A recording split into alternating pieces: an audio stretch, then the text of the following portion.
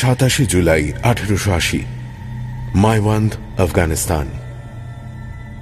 1878 সালে লন্ডন বিশ্ববিদ্যালয় থেকে ডক্টর অফ মেডিসিন ডিগ্রি যখন পেয়েছিলাম, তখন কি কল্পনাও করতে পেরেছিলাম যে 2 বছরের মধ্যেই ইংল্যান্ড থেকে ভারত এবং ভারত থেকে আফগানিস্তানে এসে পড়ব? বোম্বাই পৌঁছেই জানতে পারলাম যে আমাদের রেজিমেন্ট 5th নর্থাম্বারল্যান্ড ফিউজিলিয়ার্স যুদ্ধে জড়িয়ে পড়েছে। আফগানিস্তানের শাহ শের আলী খান আমাদের বিরুদ্ধে বিদ্রোহ ঘোষণা করেছেন, যদিও তাঁর বাবা দোস্ত মোহাম্মদকে আমরাই সিংহাসনে বসিয়েছিলাম। আমাদের ক্যাম্পেইনের শুরুর দিকে আমরা একের পর এক যুদ্ধে আফগানদের হারিয়ে কান্দাহার, জালালাবাদের মতো শহর দখল করেছিলাম।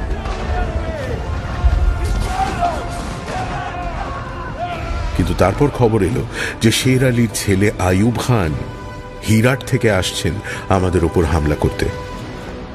66th বার্কশায়ার রেজিমেন্টকে ব্রিগেডিয়ার জেনারেল জর্জ বারোজের নেতৃত্বে পাঠানো হলো তাঁকে আটকাতে। আমাকে ডাক্তার হিসেবে পাঠানো হলো তাদের সঙ্গে। গতকাল আমাদের কাছে খবর এলো যে আইয়ুব মাইওয়ান্দ পাস দখল করতে চলেছে। বারোজ লোকলস্কর নিয়ে সেদিকেই গেলেন, কিন্তু তারপর থেকে স্পষ্ট কোনো খবর আমি পাচ্ছি না। আফগানদের কাছে শুনেছি জেজেল বলে এক ধরনের ভয়ঙ্কর রাইফেল আছে, যা দিয়ে তারা আধ মাইল দূর থেকেও শত্রুকে টিপ করে মারতে পারে। সেই জেজেলের গুলিতে আহত একের পর এক সৈনিক আমার ফিল্ড হসপিটালে এসেই চলেছে। বন্দুকের আওয়াজ, কামানের আওয়াজ যেন ধীরে ধীরে আমাদের দিকে এগিয়ে আসছে। তাহলে কি কি হয়েছে? মানে আমাদের পালাতে হবে স্যার। পালাতে হবে মানে? জেনারেল বারোজের ইউনিট গাজীদের হামলার সামনে দাঁড়াতে পারেনি স্যার। গোটা ব্রিগেডকে রিট্রিট করার অর্ডার দেওয়া হয়েছে। আপাতত আমাদের আর্টিলারি কোনো মতে ওদেরকে আটকে রেখেছে, কিন্তু আর বেশিক্ষণ পারবে না স্যার। ওরা এদিকেই এগিয়ে আসছে, শুনতে পাচ্ছেন না? সর্বনাশ! কিন্তু করবেন না স্যার, প্লিজ আসুন আমার সঙ্গে। ঘোড়া তৈরি রেখেছি আমি। ঠিক আছে, চলো। কোন দিকে মারে? পশ্চিমের দিকে স্যার, আমার পিছনে আসুন।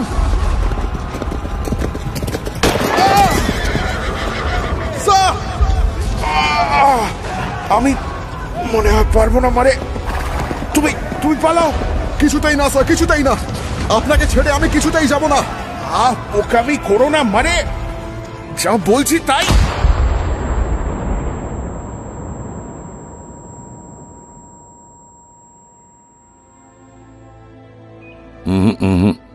উঠবেন না, শুয়ে থাকুন। আপনার কাঁধে গুলি লেগেছিল, অনেকটা রক্ত বেরিয়ে গেছে।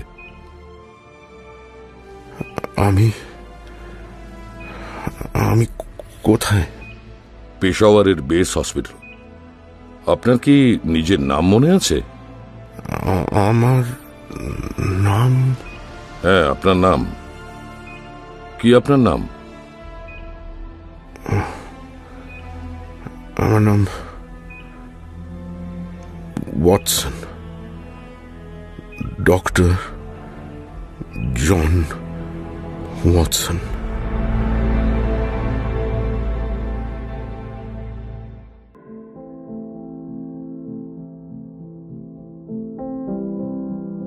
দ্বিতীয় আফগান যুদ্ধে আহত হবার পর আমায় পাঠানো হলো পেশাওয়ারের সামরিক হাসপাতালে।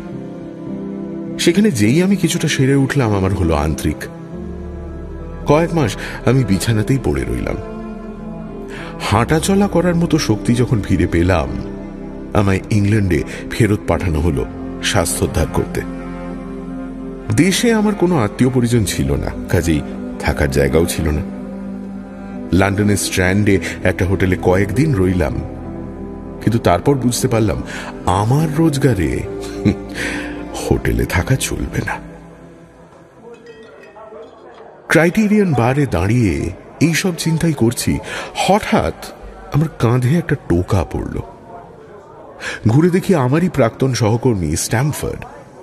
আমরা একসঙ্গে কাজ করতাম সেন্ট বার্থোলোমিউস হসপিটালে। এতদিন পরে একটা চেনা মুখ দেখে আমার যার পর নাই আনন্দ হলো। ঠিক করলাম আমরা হলবর্নে লাঞ্চ করতে যাব। ঘোড়ার গাড়িতে চড়ে আমাদের কথোপকথন শুরু হলো। আমি তাকে যুদ্ধের গল্প, কিভাবে আহত হয়েছিলাম সে সবই বললাম। আহা বেচারা। তা সে যাই হোক, দেশে তো ফিরে এসেছো, এবার কি করবে ভাবছো? কি আর করব, বাসস্থানের খোঁজ। আমার রোজগারে লন্ডনে মোটামুটি ভদ্রস্থ একটা মাথা গোঁজার জায়গা পাওয়া যাবে কি? আমার চেনা একজন আছে, সেও বলছিল যে একটা ফ্ল্যাট যদি তার সঙ্গে মানে একজন শেয়ার করতে পারে তাহলে খরচের ব্যাপারটা একটু সুবিধা হয়। ও তাই নাকি? কে সে? ওর নাম শার্লক হোমস, হাসপাতালের কেমিক্যাল ল্যাবরেটরিতে কাজ করে। বাহ, তাহলে তো মিটেই গেল। ওর সঙ্গে একবার দেখা করিয়ে দাও না আমার। সে করিয়ে দেবো, কিন্তু শার্লকের সঙ্গে তুমি থাকতে পারবে না। সে কি? কেন? দেখা হলে নিজেই বুঝতে পারবে। খেয়ে দিয়ে আমরা সেন্ট বার্থোলোমিউজে ফিরে এলাম শার্লক হোমসের সঙ্গে দেখা করতে। আচ্ছা, ল্যাবরেটরিতে কাজ করে বলছিলে, মানে ডাক্তারি পড়ছে? না, ঠিক তা নয়। আসলে কি যে করে সেটা আমিও ঠিক বুঝি না। এই যে এসে গেছি। স্ট্যামফোর্ড একটা ঘরের দরজা খুলে দিল। আমি ভেতরে ঢুকে দেখি বিশাল বড় ঘর, চারিদিকে টেবিলের ওপর ছড়ানো রয়েছে Bunsen burner, test tube, retort, আর এর মাঝখানে দূরের একটা টেবিলে কিসের ওপর যেন ঝুঁকে দাঁড়িয়ে রয়েছে একজন ছাত্র, মানে ছাত্র বলেই তো মনে হলো। আমরা ঘরে ঢুকতেই সে মাথা তুলে তাকালো, তারপর স্ট্যামফোর্ডের দিকে প্রচন্ড উত্তেজিতভাবে চিৎকার করে উঠল, পেয়েছি পেয়েছি পেয়েছি পেয়েছি, আমি এমন একটা রিএজেন্ট খুঁজে পেয়েছি যেটা শুধু হিমোগ্লোবিনের সঙ্গেই রিঅ্যাক্ট করে। মানে শার্লক, তোমার সঙ্গে আলাপ করিয়ে দিই, ইনি আমার পুরনো সহকর্মী doctor John Watson. How are you doctor? Afghanistan থেকে ফিরছেন? হ্যাঁ, এটা আপনি জানলেন কি করে? Never mind. এখন বিষয় হচ্ছে হিমোগ্লোবিন। আমার এই আবিষ্কারের মানে আপনি বুঝতে পারছেন ডক্টর ওয়াটসন? মানে হ্যাঁ, মানে ইন্টারেস্টিং, কিন্তু মানে প্র্যাকটিক্যাল কিছু। আরে কি বলছেন আপনি, বুঝতে পারছেন না? এই রিএজেন্ট দিয়ে টেস্ট করলে। আচ্ছা আসুন, আপনি আমার সঙ্গে এদিকে আসুন, এইবার দেখুন। শার্লক আমায় টেনে নিয়ে গেল নিজের টেবিলের দিকে। সেখানে গিয়ে ও নিজের আঙুলে একটা ছুঁচ ফুটিয়ে 1 ফোঁটা রক্ত বের করে সেটা 1 পাত্র জলের মধ্যে ফেলল। 1 লিটার জলের মধ্যে 1 ফোঁটা রক্ত? বোঝার কোনো উপায় নেই, তাই তো? দেখে তো শুধু জল বলেই মনে হচ্ছে, কিন্তু এর মধ্যে যদি আমি আমার রিএজেন্টটা দিয়ে দিই তাহলে। এই বলে শার্লক একটা তরল কয়েক ফোঁটা জলের মধ্যে ফেলল। সঙ্গে সঙ্গে জলের রং পাল্টে খয়েরি হয়ে গেল এবং কয়েক সেকেন্ড পরে খয়েরি একটা গুঁড়ো জলের তলায় থিতু হলো। Did you see that? Did you just see that? দেখলাম, কিন্তু মানে এটার ব্যবহার কি? আচ্ছা বুঝিয়ে বলছি। ধরুন কাউকে খুনের দায়ে গ্রেপ্তার করা হলো, তার জামা কাপড়ে পাওয়া গেল খয়েরি রঙের ছোপ। তা সেই ছোপগুলো কিসের? কাদার, চায়ের না রক্তের? আমার এই টেস্ট মুহূর্তের মধ্যে বলে দেবে কোনটা, এবং রক্তের দাগ পুরনো হলেও বলে দেবে। ও, তাহলে দারুণ আবিষ্কার, সন্দেহ নেই। কতগুলো মামলার যে সমাধান হয়ে যেত। এই যেমন ফ্র্যাঙ্কফার্টের ভন বিশপের কেসটা, তারপর ব্র্যাডফোর্ডের মেসন, নিউ অর্লিন্সের স্যামসন। বাবা, আপনি তো দেখছি অপরাধের একেবারে এনসাইক্লোপিডিয়া। আচ্ছা, আমরা কিন্তু এখানে কাজের কথা বলতে এসেছিলাম। হ্যাঁ, মানে আমার বন্ধু ওয়াটসন থাকার জায়গা খুঁজছে, আর তুমি তো বলছিলে যে তোমার ফ্ল্যাটমেট দরকার। রাইট, আমি একটা ভালো ফ্ল্যাট খুঁজে রেখেছি বেকার স্ট্রিটে। আচ্ছা, আপনার কড়া তামাকের গন্ধে আপত্তি নেই তো? একেবারেই না, আমি নিজেই পাইপ খাই। আমি মাঝে মাঝে কেমিক্যালস নিয়ে এক্সপেরিমেন্ট করি, তাতে কোনো অসুবিধে না। আর আর আর হ্যাঁ, মাঝে মাঝে আমি একদম থম মেরে যাই, হয়তো 2-3 দিন একটা কথাও বললাম না। এরকম হলে চিন্তা করবেন না, আমায় একা ছেড়ে দিলে দেখবেন আমি কদিন পরেই আবার ঠিক হয়ে গেছি। এবার আপনি, আচ্ছা আমরা যেহেতু ফ্ল্যাট শেয়ার করব, আপনি থেকে তুমিতে নেমে আসা যাক। তুমি বলো তোমার বদগুণের ফিরিস্তি। বেশ, আমি একটু রকচটা, প্রচন্ড ভোরে ঘুম থেকে উঠি, আমি ভীষণ কুঁড়ে, আর আমি হই হল্লা একদম পছন্দ করি না। বেহালার শব্দে আপত্তি? সেটা তো বেহালাকে বাজাচ্ছে তার উপর নির্ভর করছে। চলবে, আমার কোনো আপত্তি নেই। তাহলে ফ্ল্যাটটা একবার দেখে নেবে নাকি? কখন যাবে বলো? আগামীকাল দুপুরে। তুমি 12টার সময় এখানে চলে এসো, আমরা একসঙ্গে গিয়ে সব কথা পাকা করে আসবো। বেশ। বাই দ্য ওয়ে, আমি যে আফগানিস্তান থেকে, সেটা তুমি জানলে কি করে? সবে তো আলাপ হলো ডক্টর ওয়াটসন, আস্তে আস্তে সব জানতে পারবে। 221B বেকার স্ট্রিটের ফ্ল্যাটটা দেখেই আমাদের এত পছন্দ হয়ে গেল যে আমি আর শার্লক দুজনেই সঙ্গে সঙ্গে কথা পাকা করে টাকা দিয়ে ফ্ল্যাটের দখল নিয়ে নিলাম। ফ্ল্যাটে ছিল 2টি বেডরুম, আর 2 বেডরুমের মাঝখানে একটা বড় বসার ঘর। ঘরের 2টো বিরাট বড় জানলা দিয়ে বাইরের রাস্তার দৃশ্য দেখা যায়। আগামী কয়েকদিন আমাদের মালপত্র গুছিয়ে রাখতেই কেটে গেল। শার্লকের সঙ্গে থাকতে আমার কোনো সমস্যাই হচ্ছিল না। চুপচাপ স্বভাব, রাত 10টায় ঘুমিয়ে পড়ত, আর আমার ঘুম থেকে ওঠার আগেই ব্রেকফাস্ট সেরে বেরিয়ে যেত। সারাদিন কাটাতো হয় ল্যাবরেটরিতে, নয় ডিসেকশন রুমে, আর না হয় হেঁটে হেঁটে লন্ডন ঘুরে। হাতে কাজ থাকলে নাওয়া খাওয়া ভুলে যেত, আবার কাজ না থাকলে সারাদিন একভাবে সোফায় পড়ে থাকত, মুখে টু শব্দটি না করে। যত দিন যেতে লাগলো আমার ওর ব্যাপারে কৌতূহল বাড়তে লাগলো। শার্লককে একবার দেখলে চট করে ভোলা শক্ত। 6 ফুটের বেশি লম্বা, লিকলিকে রোগা, উজ্জ্বল 2টো চোখ, আর ঈগলের ঠোঁটের মতো নাক। হাতে সব সময় কালি বা কেমিক্যাল কিছু একটা লেগে রয়েছে, কিন্তু সেই হাতই যখন বেহালা ধরত অসাধারণ সুর বেরিয়ে আসত। আমার তখন যা শরীরের অবস্থা, কাজ করা তো দূরের কথা, বাড়ি থেকে বাইরে বেরোনো আমার পক্ষে সম্ভব ছিল না। তাই সারাদিন বসে বসে শার্লককেই আমি লক্ষ্য করে যেতাম, আর অনুমান করার চেষ্টা করতাম যে এই অদ্ভুত মানুষটা ঠিক কি করে। ডাক্তারি যে পড়ছে না সেটা তো নিজেই বলেছিল, ডিগ্রি যে ছিল তাও না, তবে লেখাপড়া করত প্রচুর, যদিও নির্বাচিত কিছু বিষয় নিয়েই। তার বাইরে শার্লক কিছুই জানত না। আমি অবাক হয়ে গিয়েছিলাম যেদিন ও বলেছিল কোপারনিকাসের নাম শোনেনি। ওর বক্তব্য, ও যে কাজ করে তাতে কোপারনিকাসের নাম না জানলেও চলে, কিন্তু সেই কাজটা যে ঠিক কি সেটা সেদিন আর জিজ্ঞাসা করা হয়নি। তবে শার্লকের জ্ঞানের পরিধির ব্যাপারে আমি একটা তালিকা তৈরি করেছিলাম। সাহিত্যের জ্ঞান 0, দর্শন শাস্ত্রের জ্ঞান 0, জ্যোতির্বিদ্যা 0, রাজনীতি সামান্য, উদ্ভিদবিদ্যা, বিষ চেনে, মাদকদ্রব্য চেনে, বাগান কিভাবে করে তার কিছুই জানে না, ভূতত্ত্ব সীমিত জ্ঞান, ট্রাউজারে কাদা দেখে বলে দিতে পারে লন্ডনের কোন অংশে এই কাদা লেগেছিল, রসায়ন অগাধ জ্ঞান, অ্যানাটমি জানে, অপরাধ অগাধ জ্ঞান, গত 100 বছরে কোথায় কি খুন জখম রাহাজানি হয়েছে সব মুখস্থ, বেহালা ভালো বাজায়, বক্সিং, ফেন্সিং এবং লাঠি খেলায় কুশল, আইনের জ্ঞান আছে।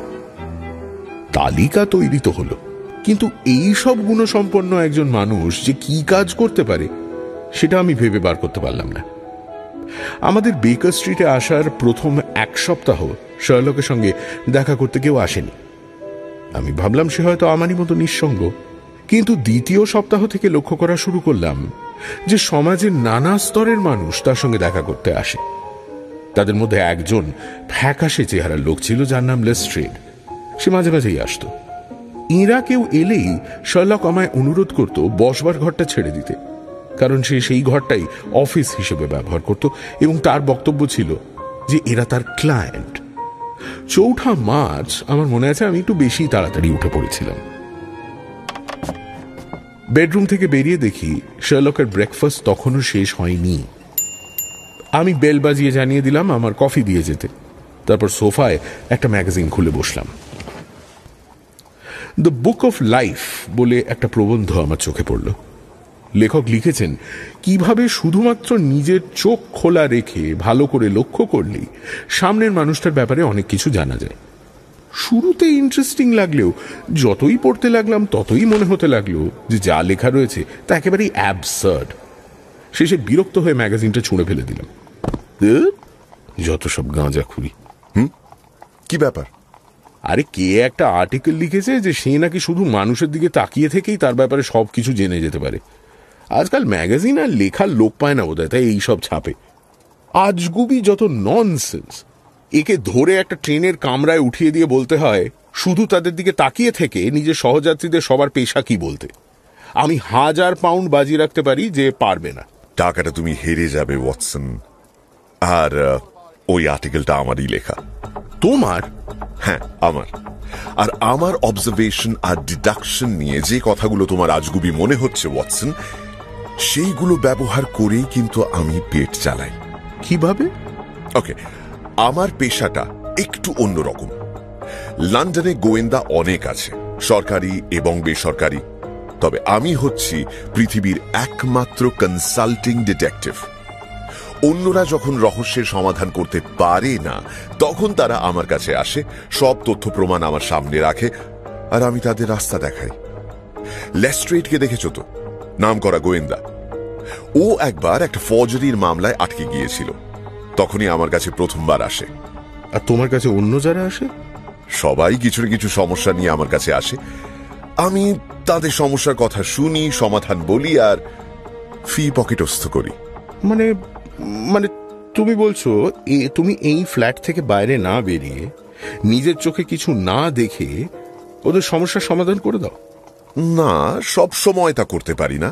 মাঝে মাঝে এমন কেস আমার কাছে আসে যেটা সমাধান করতে আমায় ঘটনাস্থলে যেতেই হয়। আর তখন ওই আর্টিকেলে লেখা অবজারভেশন আর ডিডাকশনের যে টেকনিকগুলো তোমার পড়ে এত অবাস্তব লাগলো, সেইগুলোই ব্যবহার করে আমি কেস সলভ করি। তোমার মনে আছে আমি তোমায় প্রথম দেখায় বলেছিলাম যে তুমি আফগানিস্তান থেকে এসেছো? নিশ্চয়ই স্ট্যামফোর্ড তোমায় বলেছিল। মোটেই না, আমি তোমায় দেখেই বুঝেছিলাম তুমি আফগানিস্তান থেকে এসেছো। কিভাবে? বুঝিয়ে দিচ্ছি। তুমি ডাক্তার, সেটা স্ট্যামফোর্ড আমায় বলেছিল, কিন্তু তোমার হাব ভাব মিলিটারি ম্যানের। তাহলে আমি ডক্টর। মুখ রোদে পুড়েছে কিন্তু কোটের হাতার তলায় দেখা যাচ্ছে চামড়ার আসল রং, মানে তুমি ট্রপিক্স থেকে এসেছো। মুখ চোখ দেখে মনে হয় সবে অসুস্থতা থেকে সেরে উঠেছো। বাঁ হাতটা একটু স্টিফ, সম্ভবত বাঁ কাঁধে চোট লেগেছিল। ইংলিশ আর্মি ডক্টর, গত কয়েক বছরের মধ্যে ট্রপিক্সে আহত হয়েছেন, অসুস্থ হয়েছেন। নাও, এটা কোথায় হতে পারে? নিশ্চয়ই আফগানিস্তান। এলিমেন্টারি। বাবা, তুমি তো একেবারে এডগার অ্যালান পোর অগস্ট দুপার মতো কথা বললে। দুপা কিছুই না। ওই 1 ঘন্টা ধরে চুপ করে বসে থাকার পর হঠাৎ ওর বন্ধু কি ভাবছে সেটা বলে দেওয়া তো ওটা স্রেফ চটক। তাহলে লেকক, এমএল গেবোরিওর গোয়েন্দা? ওটা তো আরো বড় একটা গাধা। ওর যেটা করতে 6 মাস লাগে আমি সেটা 24 ঘন্টায় করে দিতে পারি। তবে বুদ্ধি দিয়েই বা কি হবে? তেমন ক্রিমিনালি তো দেখা যায় না আজকাল। এইবার আমার মনে হলো শার্লক একটু বাড়াবাড়ি করছে। ক্ষমতা থাকা ভালো, তবে নিজের ক্ষমতা নিয়ে এতটা বড়াই করা কেমন একটা যেন লাগছিল আমার। আমি আমার জায়গা ছেড়ে উঠে জানলার ধারে এসে দাঁড়ালাম। বেকার স্ট্রিটের উল্টো দিকের ফুটপাথে দেখি লম্বা একজন লোক দাঁড়িয়ে আছে। জামা কাপড় সাধারণ, ফুটপাথ দিয়ে হেঁটে যেতে যেতে বাড়ির নাম্বারগুলো দেখছিল। হাতে একটা বড় নীল রঙের খাম। মনে হলো নিশ্চয়ই কাউকে চিঠি দিতে এসেছে। আচ্ছা, ওই লোকটা কি চায় বলো তো? শার্লক আমার পাশে এসে দাঁড়িয়ে বাইরে তাকালো। কে ওই লোকটা? Retired marine sergeant. বলা সহজ, কিন্তু তুমি যেটা বললে সেটা ঠিক না ভুল যাচাই করবো কি করে? লোকটা এখানেই আসছে ওয়াটসন, ওকেই জিজ্ঞেস করো। দেখলাম লোকটি 221B নাম্বারটা দেখতে পেয়ে রাস্তা পেরিয়ে আমাদের বাড়িতেই ঢুকলো। কিছুক্ষণ পরেই শুনতে পেলাম আমাদের বসার ঘরের দরজায় তার নক।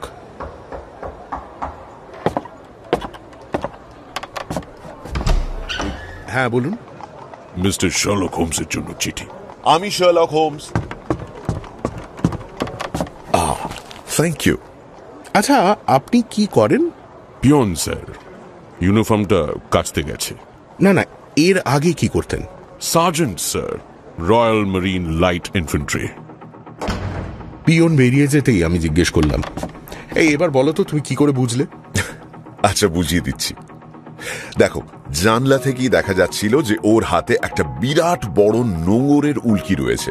তার মানে নিশ্চয়ই নৌবাহিনীতে ছিল। কিন্তু ওর হাঁটা চলার মধ্যে কেমন একটা মিলিটারি ভাব, যেন বহু বছর ধরে মার্চ করা প্র্যাকটিস করেছে। তাহলে কি দাঁড়ালো? নৌবাহিনীর নোঙরের উল্কি, অথচ আর্মির মতো হাঁটা, মানে নির্ঘাত মেরিনস। তারপর খেয়াল করলাম ও যেভাবে মাথা উঁচু করে বুক চিতিয়ে দাঁড়িয়েছিল যখন ঠিকানা খুঁজছিল, ওটা দেখে বুঝলাম ওর কমান্ড করার অভ্যেস আছে বা ছিল। এবার কর্নেল বা তার থেকে উঁচু র্যাঙ্কের কেউ হলে তো আর সে পিয়ন হয়ে যাবে না রিটায়ার করার পর। কাজেই সার্জেন্ট। দুর্ধর্ষ Sherlock. Elementary, my dear Watson. আমি তোমায় বলছিলাম না যে বুদ্ধিমান ক্রিমিনাল আর নেই? মনে হচ্ছে ভুল বলেছিলাম। এই নাও, এই চিঠিটা পড়ো। কই দেখি। My dear mister Sherlock Holmes, গতকাল রাতে 3 নম্বর লরেস্টন গার্ডেন্সে একটা বিশ্রী ব্যাপার ঘটেছে। রাতে পাহারায় থাকা কনস্টেবল দেখে বাড়িতে 2টোর সময় আলো জ্বলছে। যেহেতু ও জানতো যে বাড়িটা ফাঁকা, ও সন্দেহ হয়, ঢুকতে গিয়েও দেখে যে সদর দরজা খোলা। ভেতরে বসবার ঘরে দেখে মেঝেতে একজন ভদ্রলোকের লাশ পড়ে আছে। তার পকেট হাতড়ে ভিজিটিং কার্ড পাওয়া যায়, যাতে তার নাম রয়েছে Enoch J Drebber, Cleveland, Ohio, USA।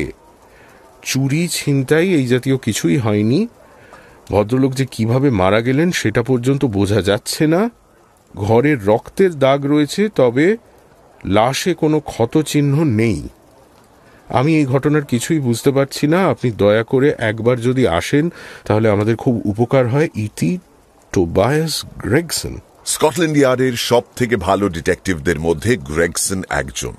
ও আর লেস্ট্রেড, দুজনের মধ্যে সম্পর্ক একেবারে আদায় কাঁচকলায়। দুজনকে একসঙ্গে যদি এই কেসে লাগানো হয় তাহলে মজা হবে। তাহলে আমি ক্যাব ডাকি একটা? যাবো কিনা ভাবছি। এমনিতেও আমি রহস্যের সমাধান করে দিলেও কৃতিত্ব তো ওই গ্রেগসনই নেবে। আরে কিন্তু এত করে তোমায় বলছে যে যেতে। হ্যাঁ, তাও বটে। চলো তাহলে দেখে আসা যাক। মানে আমি যাব কেন?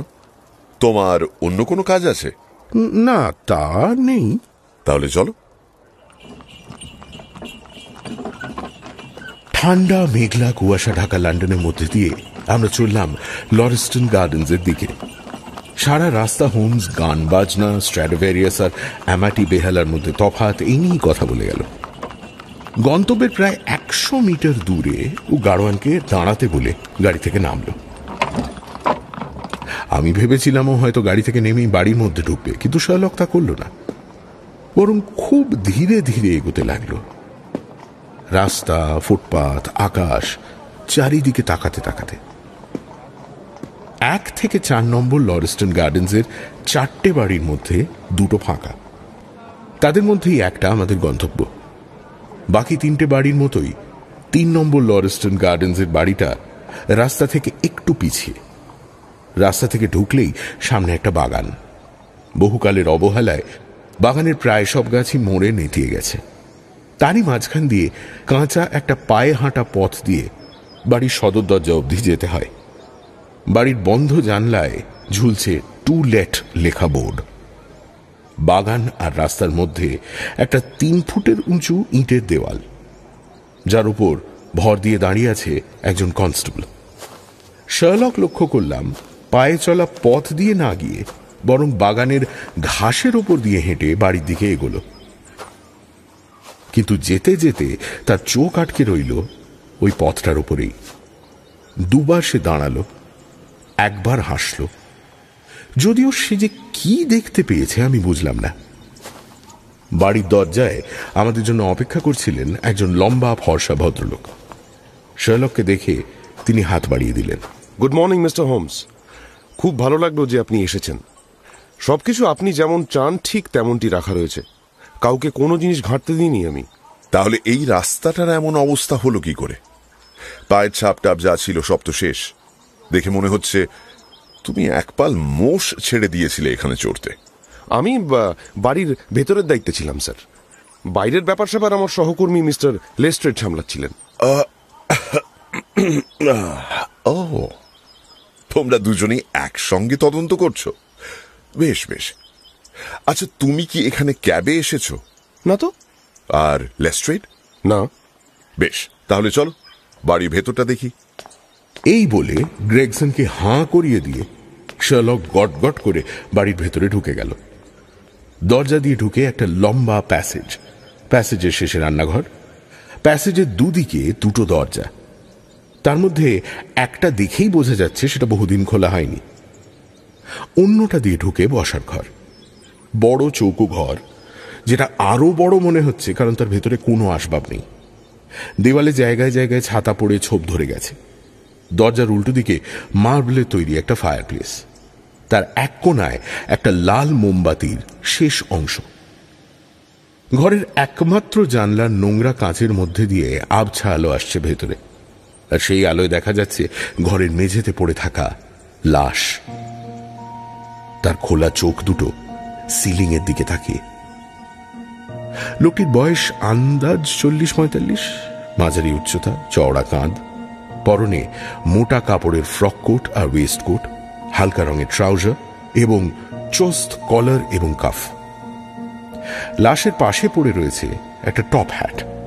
লাশের হাত দুটো মুঠো করা আর পা দুটো জড়িয়ে রয়েছে, যেন মৃত্যুর আগে ভয়ঙ্কর লড়াই করেছিল কারোর সঙ্গে। মুখে ঘৃণার অভিব্যক্তি মৃত্যুর কাঠিন্য মুছে ফেলতে পারেনি।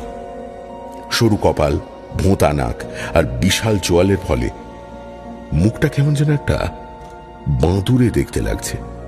এর আগে অনেক লাশ আমি দেখেছি, তবে লন্ডনের এই পরিত্যক্ত বাড়িটা এই লাশটাকে যেন আরো বেশি ভয়াবহ করে তুলেছিল। দরজার পাশেই লেস্ট্রেড দাঁড়িয়েছিল। এটা নিয়ে কাগজে লেখালেখি হবে মিস্টার হোমস, এমন জিনিস আমি কোনোদিন দেখিনি। কোনো ক্লু পেলে না? কিছু না। দেহের চারিদিকে তো রক্তের ছিটে ফোঁটা পড়ে রয়েছে। তোমরা শিওর যে দেহে কোনো আঘাতের চিহ্ন নেই? একদম স্যার। একদম স্যার। তাহলে এই রক্ত অন্য কারুর, বোধ হয় খুনির। কথা বলতে বলতেই শার্লক ঝড়ের গতিতে লাশের একটা এক্সামিনেশন করে নিল। লাশ সরানো হয়নি তো? না, আমাদের তদন্তের জন্য যতটুকু দরকার ছিল তার বাইরে একটু নড়ানো হয়নি। ঠিক আছে, এবার মর্গে নিয়ে যেতে পারো। আমার আর কিছু দেখার নেই। গ্রেগসন হাঁক দিতে 4 জন স্ট্রেচার নিয়ে ঘরে ঢুকল, কিন্তু তারা লাশটা তুলতেই ছোট্ট কি যেন একটা গড়িয়ে পড়ল মেঝেতে। কি পড়লো দেখি? ও বাবা, মহিলার ওয়েডিং রিং। মানে এই খুনের সঙ্গে একজন মহিলা জড়িয়ে আছেন। এই কেস তো আরো জটিল হয়ে যাচ্ছে মিস্টার হোমস। জটিল কোথায় গ্রেগসন, বলো আরো সহজ হয়ে যাচ্ছে। তবে আংটির দিকে হাঁ করে তাকিয়ে থেকে কিছু হবে না। ওর পকেটে কি পেলে? এই তো সব লিস্ট করে রেখেছি স্যার। একটা সোনার ঘড়ি নাম্বার 97163, লন্ডনের ব্যারাউডের তৈরি, খুব ভারী মোটা একটা সোনার অ্যালবার্ট চেন, সোনার আংটি, তাতে ফ্রিমেসনদের চিহ্ন, সোনার পিন, পিনের মাথায় বুলডগ, চোখ দুটো রুবি, রাশিয়ান চামড়ার কার্ড কেস, ভেতরের কার্ডে লেখা Enoch J Drebber, Cleveland, রুমালো EJD লেখা আছে। পার্স নেই, তবে পকেটে ছিল 7 পাউন্ড 13 শিলিং, বোকাচিওর ডেকামেরন, পকেট এডিশন। ভেতরে নাম লেখা রয়েছে জোসেফ স্ট্যাঙ্গারসন, দুটো চিঠি, একটা ড্রেবার আর একটা স্ট্যাঙ্গারসনের নামে। চিঠি দুটো কোন ঠিকানায় পাঠানো? American exchange, strand. চিঠি দুটোই গুইয়ন স্টিমশিপ কোম্পানির পাঠানো। ওদের জাহাজ লিভারপুল থেকে কবে ছাড়বে সেই খবর রয়েছে। মনে হয় নিউ ইয়র্কে ফেরার প্ল্যান ছিল। স্ট্যাঙ্গারসনের ব্যাপারে খবর নিয়েছো? নিয়েছি স্যার, খবরের কাগজে বিজ্ঞাপন দিতে বলেছি, আর একজনকে আমেরিকান এক্সচেঞ্জে পাঠিয়েছি, তবে সে এখনো ফেরত আসেনি। ক্লিভল্যান্ডে টেলিগ্রাম করেছো? আজ সকালেই করেছি স্যার। কি লিখলে সেটাতে? কি লিখলাম, মানে ঘটনার বর্ণনা দিয়ে জিজ্ঞেস করলাম কোনো তথ্য যদি ওদের কাছে থাকে। আর কিছুই লেখনি? আর মানে আর কি লিখবো স্যার? কেসটা সম্বন্ধে আর কিছুই তোমার জরুরি মনে হলো না? জরুরি মানে আরে মিস্টার গ্রেগসন, আমি একটা ক্লু খুঁজে পেয়েছি যেটা আপনি মিস করে গেছেন। এদিকে আসুন। লেস্ট্রেড ঘরের একটা দেওয়ালের কাছে দাঁড়িয়ে। আমরা সবাই সেদিকে যেতে সে একটা দেশলাই জেলে দেওয়ালের কাছে নিয়ে এলো। এই দেখুন। দেওয়ালে রক্ত দিয়ে লেখা একটা শব্দ, RACHE, রেচ। এর মানে কি? কি আবার? লিখতে চেয়েছিল রেচেল, কিন্তু শেষ করতে পারেনি। এক মিনিট লেস্ট্রেড, তুমি সবার আগে এটা খুঁজে পেয়েছো এবং খুনি এটা নিজের রক্ত দিয়েই লিখেছে, সেটা ঠিক। কিন্তু আর কিছু বলার আগে আমি একটু বাকি ঘরটা ভালো করে খুঁজে দেখতে চাই। এই বলে শার্লক পকেট থেকে একটা মেজারিং টেপ আর ম্যাগনিফাইং গ্লাস বের করে নিঃশব্দে সারা ঘরের মাপযোগ করতে শুরু করলো। সে নিজের কাজে এতটাই ডুবে গিয়েছিল যে আমরা যে সেখানে রয়েছি সেটা ভুলে গিয়েছিল। 4.5 ফুট।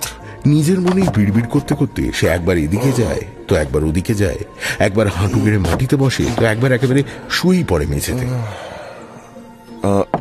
এক্সকিউজ মি, একটু সরো। Height above 6 feet. এইটা ওকে।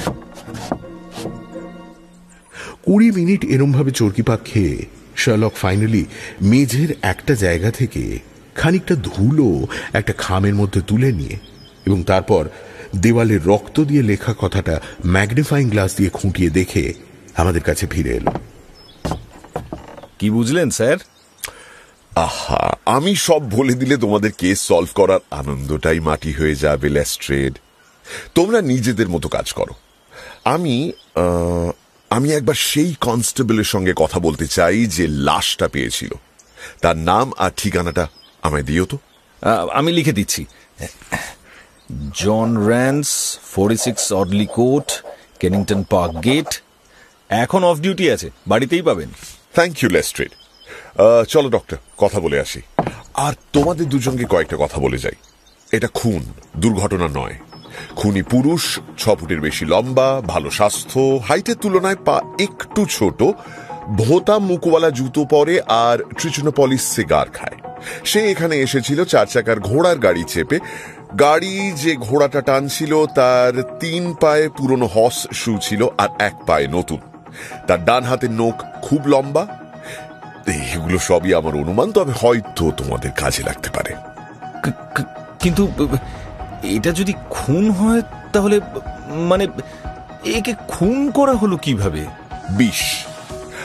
আরেকটা কথা লেস্ট্রেড, RACHE, রেচ নয়, রাগ। জার্মান ভাষায় প্রতিশোধ, রিভেঞ্জ। কাজেই মিস রেচেলের খোঁজে সময় নষ্ট করো না। চলি। দুপুর 1টা নাগাদ আমরা লরেস্টন গার্ডেন্স ছেড়ে বেরোলাম। শার্লক আগে গেল কাছের পোস্ট অফিসে একটা টেলিগ্রাম পাঠাতে। সেখান থেকে বেরিয়ে আমরা একটা ক্যাবে উঠে বসলাম। গন্তব্য অডলি কোর্ট। কেসের সমাধান আমি মোটামুটি করেই ফেলেছি, তাও দেখা যাক কি বলে জন র্যান্স। বাবা, এর মধ্যেই সমাধান হয়ে গেল? হ্যাঁ।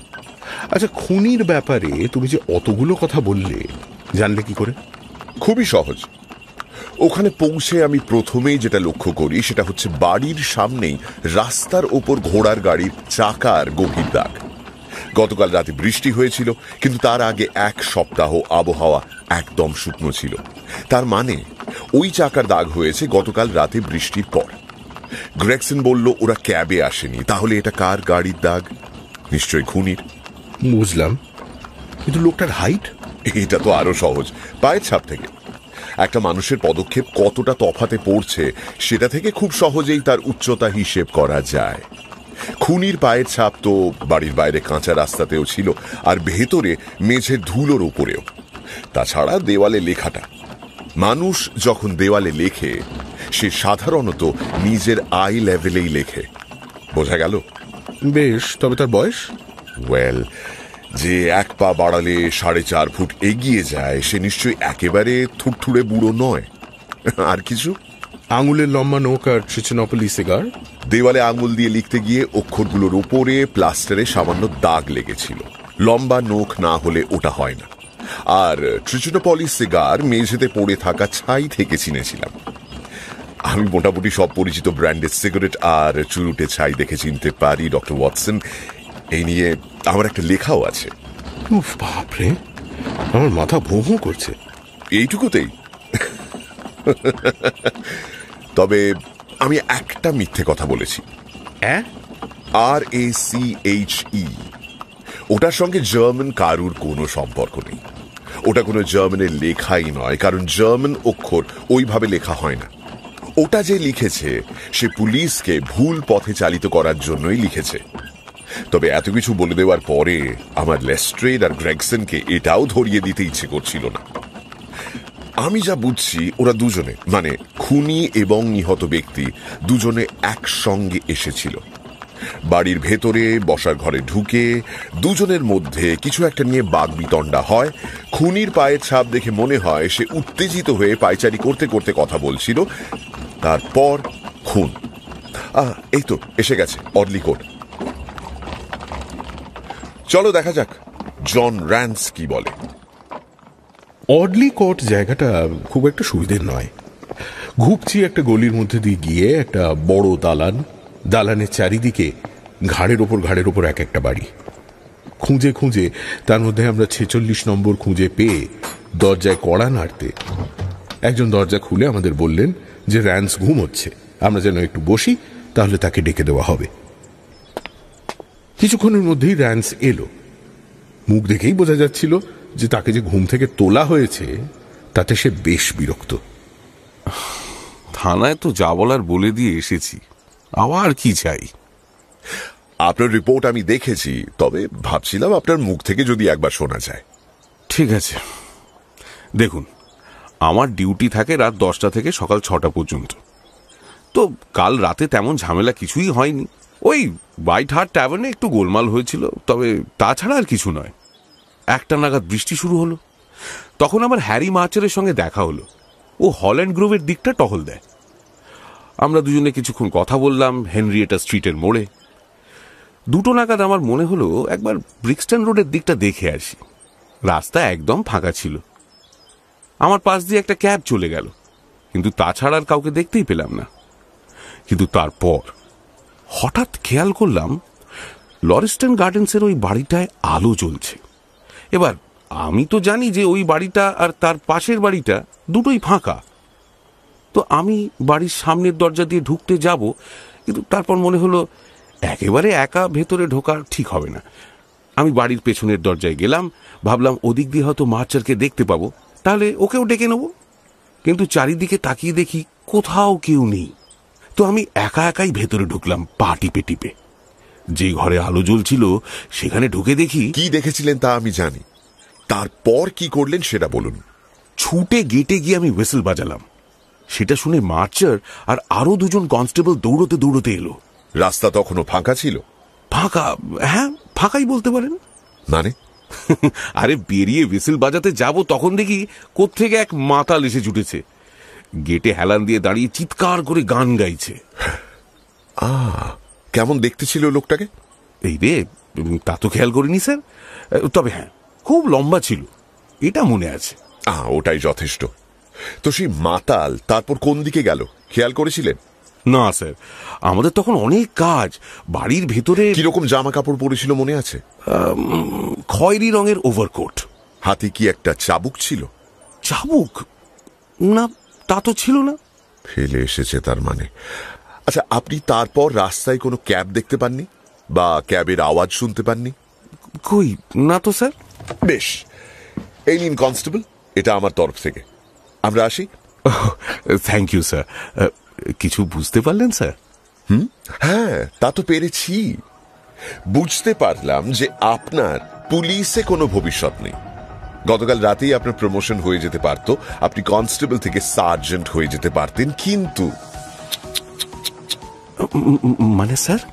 মানে বাড়ির সামনে ওই মাতাল লোকটা ওই হচ্ছে খুনি, আর সে আপনার হাতের নাগালের মধ্যে থাকা সত্ত্বেও আপনি তাকে ছেড়ে দিলেন। চলো ওয়াটসন। আচ্ছা, ওই মাতাল লোকটাই যদি খুনি হয়ে থাকে, তাহলে ও কি তখনই বাড়ি থেকে বেরোচ্ছিল যখন র্যান্স এসে পৌঁছয়? না, ও দ্বিতীয়বার ফিরে এসেছিল। দ্বিতীয়বার ফিরে এসেছিল? কিন্তু কেন? আংটিটা ফেরত নিতে ওয়াটসন। আর কোনো উপায় যদি না থাকে তাহলে ওই আংটির টোপ ফেলেই ওকে ধরতে হবে। ইস, আমার র্যান্সের উপর ভীষণ রাগ হচ্ছে। এত ভালো একটা সুযোগ এইভাবে ছেড়ে দেয় কেউ? তবে ভাগ্যিস তুমি ছিলে। তুমি আমায় জোরজার করলে বলেই তো আমি এমন একটা কেস স্টাডি করার চান্স পেলাম। আ স্টাডি ইন স্কারলেট, লোহিত অধ্যয়ন।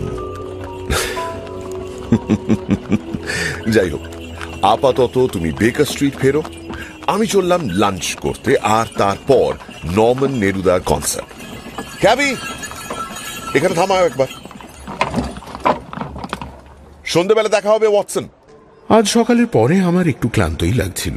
বাড়ি ফিরে লাঞ্চ খেয়ে শার্লকের অনুমানগুলো কিভাবে অক্ষরে অক্ষরে মিলে যাচ্ছিল তাই ভাবতে ভাবতে আমি ঘুমিয়ে পড়লাম। শার্লকের ফিরতে ফিরতে সন্ধে হলো। আমি দরজা খোলার শব্দ পেয়ে বসার ঘরে ঢুকে দেখি টেবিলে আমাদের ডিনার সাজানো রয়েছে। উফ, কি দারুণ বাজালো ওয়াটসন, দারুণ দারুণ। যাই হোক, সন্ধ্যেবেলার কাগজটা পড়েছো? না তো। খুনের খবরটা বেরিয়েছে, তবে আংটির কোনো উল্লেখ নেই। অবশ্য তাতে ভালোই হয়েছে। কেন? এই বিজ্ঞাপনটা দেখো। লন্ডনের সব কাগজে আজকে আমি এই বিজ্ঞাপনটা দিয়েছি। শার্লক আমার দিকে কাগজ এগিয়ে দিয়ে তার একটা বিশেষ জায়গায় আঙুল দেখালো। আমি দেখলাম লেখা রয়েছে, Found in Brixton Road this morning a plain gold wedding ring in the roadway between the White Hart Tavern and Holland Grove. Applied Dr. Watson, 221B Baker Street, between 8 and 9 this evening. তোমার নামটা ব্যবহার করেছি বলে আশা করি তুমি mind করবে না। আমার নাম অনেকেই চেনে, কাজেই ওটা দিলে সমস্যা হতো। না, সে ঠিক আছে, কিন্তু কেউ যদি সত্যিই চলে আসে তখন কি করবে? আমার কাছে তো আংটি নেই। কেন থাকবে না? এই তো। শার্লক নিজের পকেট থেকে একটা সোনার আংটি বার করে আমার সামনে ধরল। এইতে কাজ হয়ে যাবে, হুবহু ওটার মতোই দেখতে। আর তোমার ধারণা যে এই বিজ্ঞাপন দেখে র্যান্সের সেই খয়েরি ওভারকোট পরা লোকটা এখানে আসবে? নিজে না এলেও তার কোনো অ্যাকাম্প্লিসকে পাঠাবে। কিন্তু এটা তার পক্ষে বড্ড বেশি ঝুঁকি হয়ে যাবে না? না ওয়াটসন, আমার অনুমান যদি ঠিক হয় তাহলে খয়েরি ওভারকোট কিছুতেই ওই আংটিটা হাতছাড়া করতে চাইবে না। লাশের ওপর ঝুঁকে দাঁড়িয়েছিল যখন, তখন আংটিটা পড়ে যায়।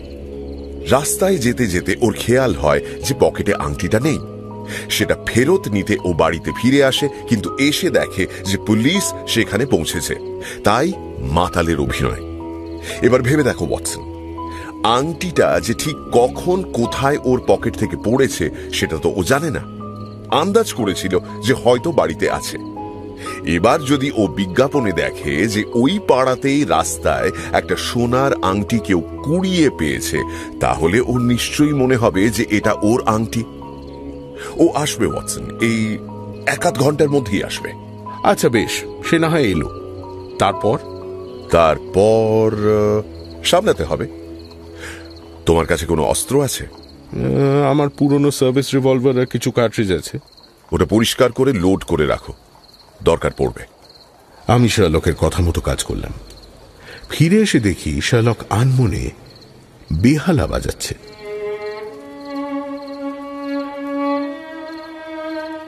ওয়াটসন, সকালে যে টেলিগ্রামটা করেছিলাম সেটার উত্তর এসেছে আমেরিকা থেকে। আমার অনুমান একদম ঠিক। আর তোমার অনুমান হচ্ছে যে আমার বেহালার তারগুলো পাল্টানোর দরকার। বন্দুকটা পকেটে ঢুকিয়ে রাখো, আর ও এলে ওর সঙ্গে একদম নর্মাল ভাবে কথা বলবে। বাকিটা আমি সামলে নেব। ওর দিকে হাঁ করে তাকিয়ে থেকো না, তাহলে সন্দেহ করবে। বুঝেছো? 8টা বাজলো। কিছুক্ষণের মধ্যেই চলে আসবে। দরজাটা একটুখানি ফাঁক করে দাও তো। হ্যাঁ, ব্যাস ব্যাস ব্যাস, ওতেই হবে। এবার একটা কাজ করো, চাবিটা ফুটোর ভেতরের দিকে লাগিয়ে রাখো। হ্যাঁ, ওই সিঁড়িতে পায়ের আওয়াজ। চলে এসো, চলে এসো, বসে পড়ো এখানে।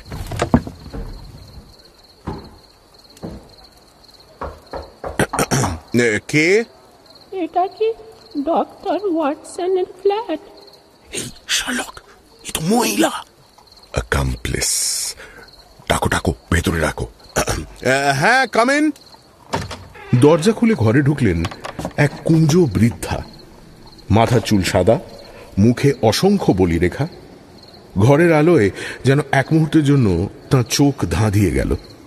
তারপর তিনি কাঁপা কাঁপা হাতে আমার দিকে এগিয়ে দিলেন খবরের কাগজের একটা কাটিং। আমি এই বিজ্ঞাপনটা দেখে এসেছিলাম স্যার। আপনাদের খুঁজে পাওয়া ওই আংটিটা, ওটা আমার মেয়ে স্যালির। 1 বছর হলো বিয়ে হয়েছে। ওর বর জাহাজে কাজ করে, বাড়িতে খুব একটা থাকে না। তবে ফিরে এসে যদি দেখে যে... বুঝেছি। দেখুন তো, এটাই কি আপনার মেয়ের আংটি? হ্যাঁ স্যার, ভগবানের অশেষ করুণা। আমার স্যালিটা আংটির চিন্তায় একেবারে... আসলে ও কাল সন্ধেবেলা সার্কাস দেখতে গিয়েছিল। আপনার ঠিকানাটা একটু বলবেন? 13 নম্বর ডাঙ্কান স্ট্রিট, হাউন্ডসডিচ। অনেকটাই দূরে স্যার। হাউন্ডসডিচ থেকে সার্কাস দেখতে গেলে তো ব্রিক্সটন রোড রাস্তায় পড়ে না? হ্যাঁ, আপনি ঠিকানা জানতে চাইলেন, আমি আমার ঠিকানাটা বললুম। স্যালি থাকে 3 নম্বর মেফিল্ড প্লেস, পেখ্যামে। ও, সেখান থেকে গেলে অবশ্য। আপনার নাম? Mrs swear sir. স্যালির পদবী ডেনিস, ওর বর টম ডেনিস।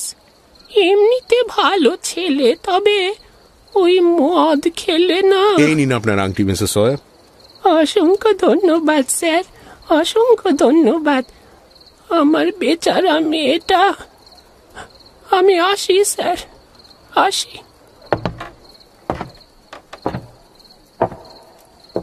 যেই বৃদ্ধার পায়ের আওয়াজ মিলিয়ে গেল, অমনি শার্লক লাফিয়ে উঠল। ফলো করতে হবে, তুমি এখানেই থাকো ওয়াটসন। আমায় কিছু বলার সুযোগ না দিয়েই শার্লক ঝড়ের বেগে বেরিয়ে গেল।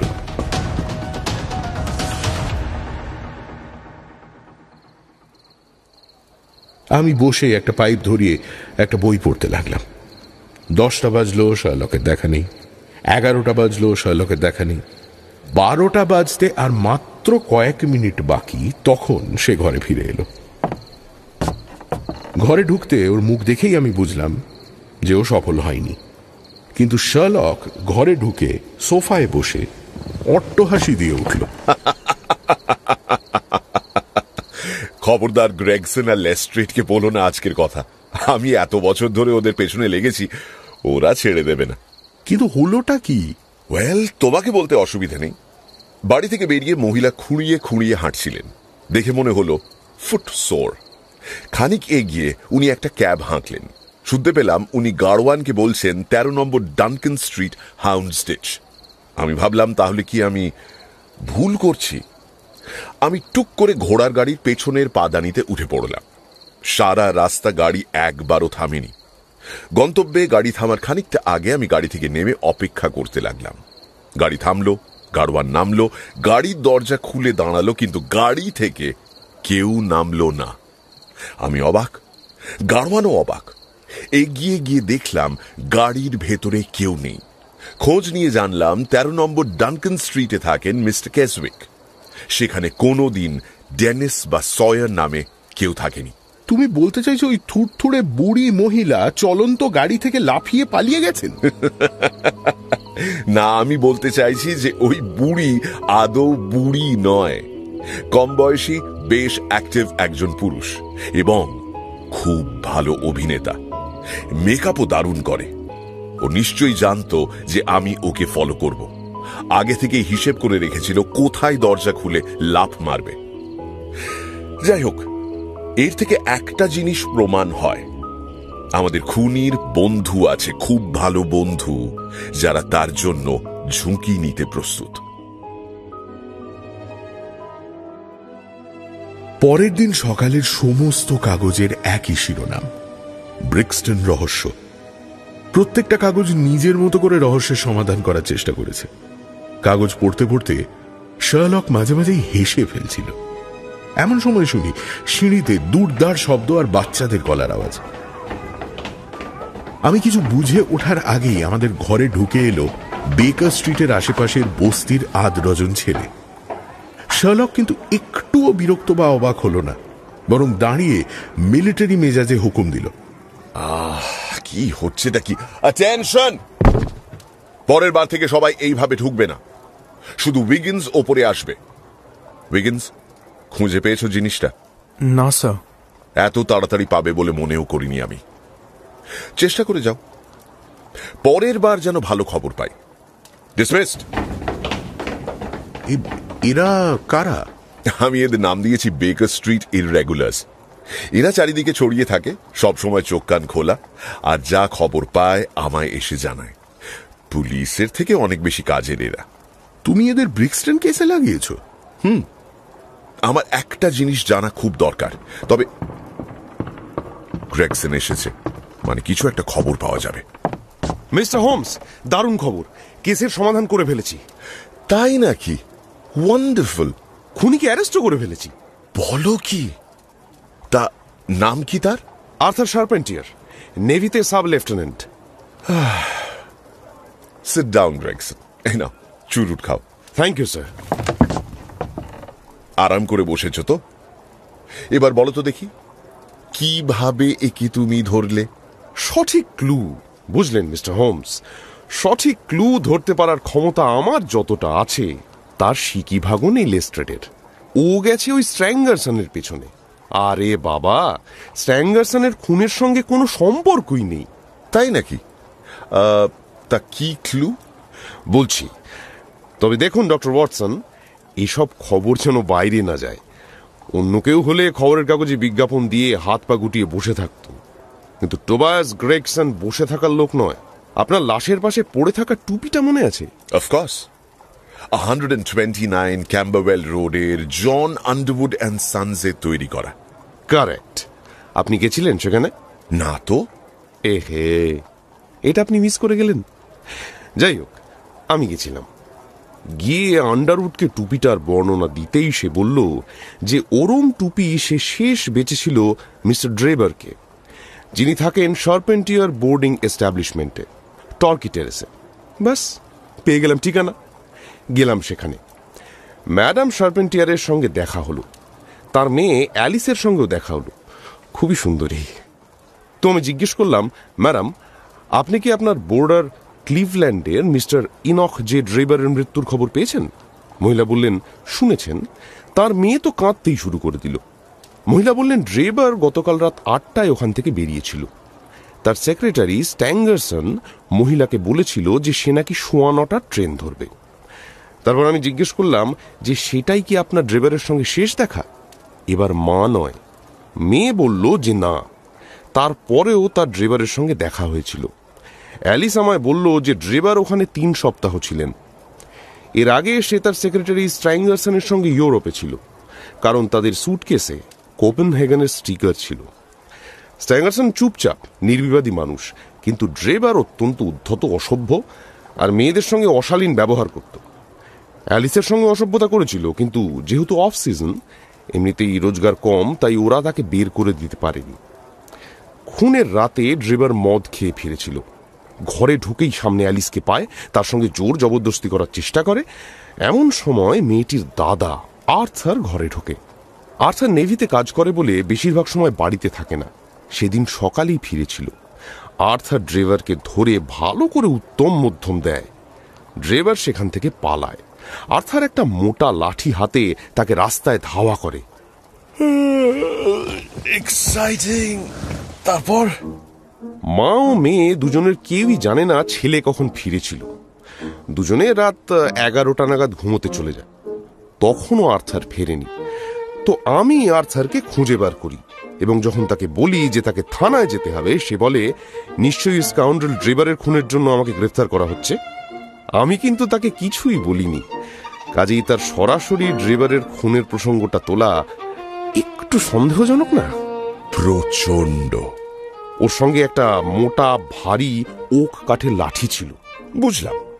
তা তোমার থিওরি কি? এই আর্থার ড্রেভারকে ধাওয়া করে তাকে ব্রিক্সটন রোডে ধরে। সেখানে দুজনের মধ্যে আবার মারামারি হয়। আর্থার ড্রেভারকে পেটে লাঠি দিয়ে মারে যাতে তার মৃত্যু হয়, কিন্তু শরীরে কোনো ক্ষত থাকে না।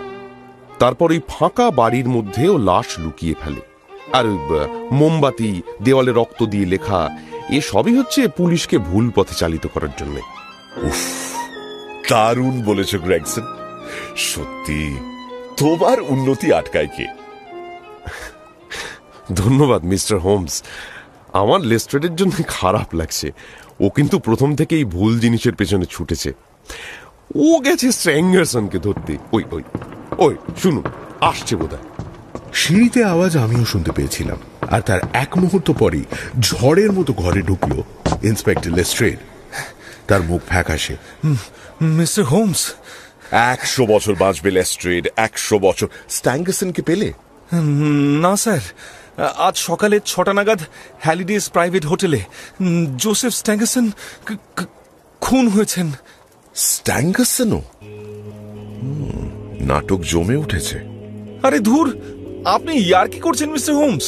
আহা, ইয়ার্কি করব কেন? বসো লেস্ট্রেড, বসো বসো। এতক্ষণ গ্রেগসন আমাদের বলছিল তার থিওরি, এবার তুমি বলো তোমার কি মনে হয় কি ঘটেছিল? ঠিক আছে, আমার কোনো আপত্তি নেই। আমি তো ভেবেছিলাম ড্রেভারকে স্ট্যাঙ্গারসন খুন করেছে। আপনার মনে আছে নিশ্চয়ই, ড্রেভারের কাছে গুইয়ন স্টিমশিপ কোম্পানির চিঠি ছিল। সেটা থেকে আমার সন্দেহ হয় যে এরা দুজনেই আমেরিকা থেকে এসেছে। এবার একজন যদি অন্যজনকে খুন করে, তারপর সে কি করবে? নিশ্চয়ই জাহাজে করে দেশে পালিয়ে যাবে। তো আমি লিভারপুলে স্ট্যাঙ্গারসনের ব্যাপারে জানিয়ে রাখলাম, যেন ডকে নজর রাখা হয়। আর তারপর গেলাম স্টেশনের আশেপাশের হোটেলগুলোতে খোঁজ নিতে, কারণ লিভারপুল যেতে হলে পরের দিন সকালে ট্রেন ধরতে হবে, কাজেই স্টেশনের কাছে থাকলে সুবিধে। গতকাল কোনো খবর না পেয়ে আমি আজ সকাল সকাল আবার বেরিয়ে পড়ি। সকাল 8টা নাগাদ পৌঁছুই হ্যালিডেজ হোটেলে। স্ট্যাঙ্গারসনের নাম শুনেই তারা চিনতে পারে। বলে যে উনি গত 2 দিন ধরে ওই হোটেলেই রয়েছেন, কার জন্য যেন অপেক্ষা করছেন। তখনও নাকি ঘুমোচ্ছিলেন। বলেছেন 9টা নাগাদ ওকে যেন ডেকে দেওয়া হয়। আমি খবরটা শুনেই সঙ্গে সঙ্গে দৌড় দিলাম 3 তলায় তার ঘরের দিকে, কিন্তু গিয়ে দেখি দরজার তলা দিয়ে একটা রক্তের ধারা বাইরে বেরিয়ে আসছে। দরজা ভিতর থেকে বন্ধ ছিল। আমি ধাক্কা দিয়ে দরজা ভেঙে ভিতরে ঢুকে দেখি ঘরের জানলা খোলা। জানালার পাশে মেঝেতে মরে কাঠ হয়ে আছে স্ট্যাঙ্গারসন, বুকে ছুরির ক্ষত। আর মিস্টার হোমস, আপনি ভাবতে পারবেন না, লাশের পাশে দেওয়ালে রক্ত দিয়ে লেখা RACHE, রাইট? হ্যাঁ, হোটেলের পিছনে আস্তাবল, সেখানে একটা মই রাখা থাকতো। সকালে দুধ দিতে এসেছিল যে ছেলেটা, সে দেখে যে হোটেলের পিছনের দেওয়ালে সেই মইটা লাগানো রয়েছে, আর সেটা দিয়ে 3 তলার জানালা থেকে নামছে একটা লোক। ছেলেটা ভেবেছিল হয়তো ছুতোর মিস্ত্রি কাজ করতে এসেছে। লোকটা লম্বা, গায়ে একটা খয়েরি রঙের কোট পরেছিল। খুন করার পরেও ও ঘরে নিশ্চয়ই কিছুক্ষণ ছিল, কারণ বেসিনে রক্ত লেগেছিল, মানে খুন করার পরে ও হাত ধুয়েছিল। আর বিছানার চাদরে ছুরিটা মুছেছিল। আমি তার দাগও দেখতে পেলাম। ঘরে এমন কিছু খুঁজে পাওনি যার থেকে খুনির ব্যাপারে কিছু জানা যায়? না। স্ট্যাঙ্গারসনের পকেটে ড্রেভারের পার্স ছিল, কিন্তু তাতে আশ্চর্য হওয়ার কিছুই নেই, কারণ যেখানে যা পেমেন্ট করার সব স্ট্যাঙ্গারসনই করত। পার্সের মধ্যে 80 পাউন্ডের মতো ছিল। তাছাড়া ওর পকেটে একটা টেলিগ্রাম ছিল, যাতে লেখা JH ইজ ইন ইউরোপ। কে পাঠিয়েছে জানা যায়নি। তাছাড়া একটা নভেল, একটা পাইপ, 1 গ্লাস জল, আর জানালার ধারে একটা ছোট্ট বাক্সে 2টো ছোট সাদা ট্যাবলেট পেয়েছি। এই তো হয়ে গেছে, কেসের সমাধান হয়ে গেছে লেস্ট্রেড। ট্যাবলেট 2টো এনেছো? মানে হ্যাঁ, এই নিন। দাও দেখি। ডক্টর, দেখো তো এগুলো কিসের ট্যাবলেট? আমি ট্যাবলেট 2টো হাতে নিয়ে দেখলাম। হালকা ছাই রং, গোল, আর আলোয় তুলে ধরলে প্রায় স্বচ্ছ মনে হচ্ছে। দেখে তো মনে হচ্ছে জলে গুলে যাবে। যাবে তো বটেই। একটা কাজ করা যাক, এই ট্যাবলেটটা আমি আধখানা করে কাটছি, ঠিক আছে? এবার এই গ্লাসের মধ্যে এটাকে ফেললাম, 1 চামচ জল, লেটস ওয়েট, হ্যাঁ গুলে গেছে। এবার ডক্টর, আমাদের ল্যান্ডলেডি মিসেস হাডসনের বেচারা কুকুরটার শেষ অবস্থা। 3 দিন ধরে কিছু খেতে চাইছে না, সারাক্ষণ কাঁদছে, আর উনি বলছিলেন যে এইভাবে আস্তে আস্তে কষ্ট পেয়ে মরার থেকে ঘুমের ওষুধের ওভারডোজ যদি দিয়ে দেওয়া যায় তাহলে অনেক ভালো হয়। যাও তো, কুকুরটাকে নিয়ে এসো। আমি কুকুরটাকে ওপরে নিয়ে এলাম। সে যে আর বেশি দিন বাঁচবে না সেটা তার নিঃশ্বাসের শব্দ থেকেই বোঝা যাচ্ছে। শার্লক গ্লাসের ট্যাবলেটগুলা জলটা একটা ছোট প্লেটে ঢেলে কুকুরের সামনে রাখল। কুকুরটা সঙ্গে সঙ্গে সেটা চেটে খেয়ে নিল। শার্লক এবার পালা করে কুকুরের দিকে আর নিজের ঘড়ির দিকে তাকাতে থাকল, কিন্তু 5 মিনিট পরেও কুকুরের মধ্যে কোনো প্রতিক্রিয়া না দেখে সে খানিকটা অবাক হলো। কিছুই হলো না, কিন্তু আমি যে ভেবেছিলাম, ও আচ্ছা, এবার তাহলে অন্য ট্যাবলেটটা খাইয়ে দেখা যাক। এই বলে শার্লক দ্বিতীয় ট্যাবলেটটা কেটে আধখানা করে একটু দুধের সঙ্গে মিশিয়ে কুকুরটাকে দিল। আর এবার সেই দুধে জিভ ঠেকানোর সঙ্গে সঙ্গে কুকুরটা একবার কেঁপে উঠে নেতিয়ে পড়ল। কিন্তু এই কুকুরের মৃত্যুর সঙ্গে খুনের কি সম্পর্ক মিস্টার হোমস? খুনিকে তো ধরতে হবে মিস্টার হোমস, না হলে সে আরো খুন করে বেড়াবে। না, আর খুন করবে না, তবে তাকে এক্ষুনি ধরতে হবে। নিচে একটা ক্যাব দাঁড়িয়ে রয়েছে মিস্টার হোমস। রয়েছে? বেশ, গাড়ওয়ানকে একবার উপরে আসতে বলবে গ্রেগসন। আমার এই বাক্সটা নিয়ে যেতে তার সাহায্য লাগবে। গ্রেগসন নিচে নামতে শার্লক তার পকেট থেকে একটা হাতকড়া বের করে লেস্ট্রেডকে দেখালো। স্কটল্যান্ড ইয়ার্ডে এই ডিজাইনটা চালু করতে বলো লেস্ট্রেড, তোমাদের হাতকড়ার থেকে এটা অনেক তাড়াতাড়ি কাজ করে। এই বলে শার্লক হাতকড়া আবার নিজের পকেটে চালান দিল। ইতিমধ্যেই গ্রেগসন গাড়োয়ানকে নিয়ে হাজির হয়েছে।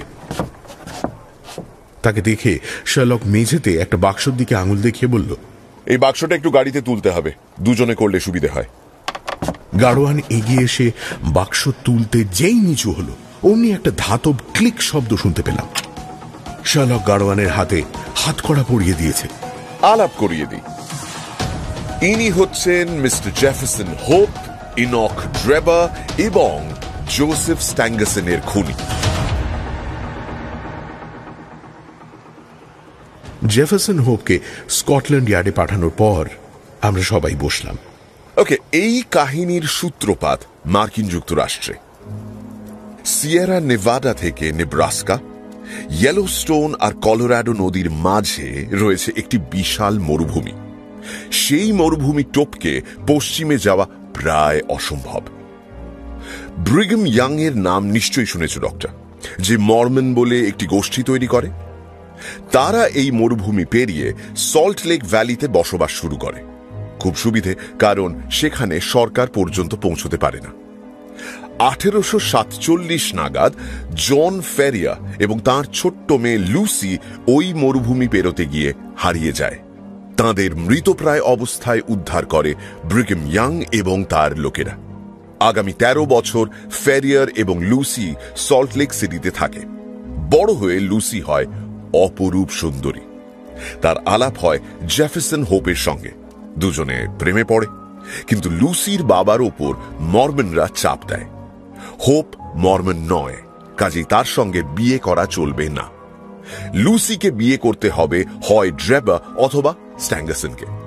বেগতিক দেখে ফেরিয়া লুসি আর হোপকে নিয়ে সল্ট লেক সিটি থেকে পালায়। মর্মনরা তাকে ধাওয়া করে। দলের মধ্যে ড্রেবার এবং স্ট্যাঙ্গাসন দুজনেই ছিল। একদিন রাতে যখন হোপ খাবারের জোগাড় করতে বেরিয়েছিল, মর্মনরা ফেরিয়ার আর লুসিকে ধরে ফেলে। স্ট্যাঙ্গাসন ফেরিয়ারকে গুলি করে মেরে ফেলে আর লুসির সঙ্গে জোর করে ড্রেবার বিয়ে করে। এর 1 মাস পরে লুসি মারা যায়। তার দেহ কবর দেওয়ার আগের রাতে হোপ লুকিয়ে লুসিকে শেষবার দেখতে আসে।